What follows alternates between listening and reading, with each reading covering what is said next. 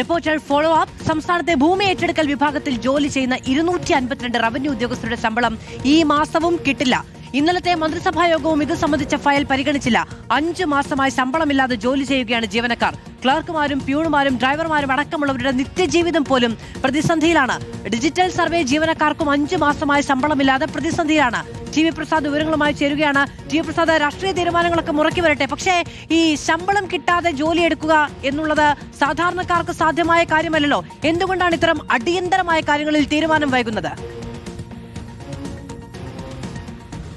മാധു, ഗുരുതര വീഴ്ചയാണ് റവന്യൂ വകുപ്പിന്റെ ഭാഗത്തുനിന്നുണ്ടാകുന്നത് എന്നുള്ളതാണ്. ലാൻഡ് അക്വിസിഷൻ വിഭാഗം, ഭൂമി ഏറ്റെടുക്കൽ വിഭാഗത്തിലെ 17 യൂണിറ്റുകളിൽ ജോലി ചെയ്യുന്ന സ്പെഷ്യൽ തഹസിൽദാർ മുതൽ താഴേക്കുള്ള ജീവനക്കാർക്കാണ് ഈ ദുർഗതി ഉണ്ടായിരിക്കുന്നത്.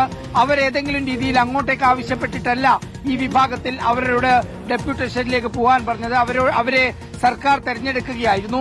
അങ്ങനെ ഈ കഴിഞ്ഞ നാളുകളിൽ കഴിഞ്ഞ 5 മാസക്കാലമായി 252 സർക്കാർ ജീവനക്കാർക്കാണ് ശമ്പളം കിട്ടാത്തത് എന്നതാണ് ഇതിലെ പ്രധാനപ്പെട്ട കാര്യം. ഇക്കഴിഞ്ഞ ഫെബ്രുവരി മാസമാണ് ഇത് സംബന്ധിച്ചുള്ള ഫയൽ തുടങ്ങിയത്. അതിനിടയിൽ സർക്കാർ മാറി വരികയും ചെയ്തു. സാധാരണ ഇത്തരം കാര്യങ്ങളിൽ സർക്കാർ മാറുന്നതൊന്നും ഒരു പ്രശ്നമോ വിഷയമോ ഒന്നുമല്ലായിരുന്നു. പക്ഷേ ഈ റവന്യൂ ജീവനക്കാർക്ക് അവരുടെ ഫയൽ വേഗത്തിൽ മുന്നോട്ട് കൊണ്ടുപോകാൻ ആരും സഹായിക്കുന്നില്ല എന്നുള്ളതാണ് ഗുരുതരമായ ഒരു പ്രശ്നം. ഇതിൽ നേരത്തെ മാധു പറഞ്ഞതുപോലെ ഡ്രൈവർമാരും പ്യൂണുമാരും അതുപോലെ തന്നെ ക്ലർക്കുമാരും ഒക്കെയുള്ള സാധാരണ ചെറിയ ശമ്പളത്തിൽ ജോലി ചെയ്യുന്ന വലിയൊരു വിഭാഗം ആളുകളുണ്ട്.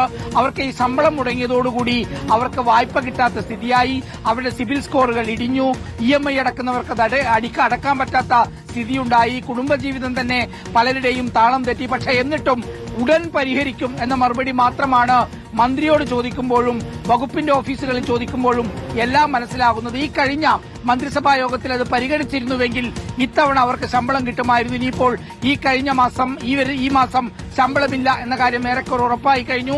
അടുത്ത മന്ത്രിസഭാ യോഗമെങ്കിലും ഇത് പരിഗണിച്ച് അവർക്ക് ശമ്പളം കിട്ടും എന്ന പ്രതീക്ഷയിലാണ് എല്ലാവരും ജീവിക്കുന്നത്. മാധു, ടി വി പ്രസാദാണ് വിവരങ്ങൾ നൽകിയത്. 5 മാസമായി ശമ്പളമില്ല എന്നുള്ളതാണ്. മുഖ്യമന്ത്രിക്കടക്കം പരാതി നൽകിയിട്ടുണ്ട് സർവീസ് സംഘടനകൾ.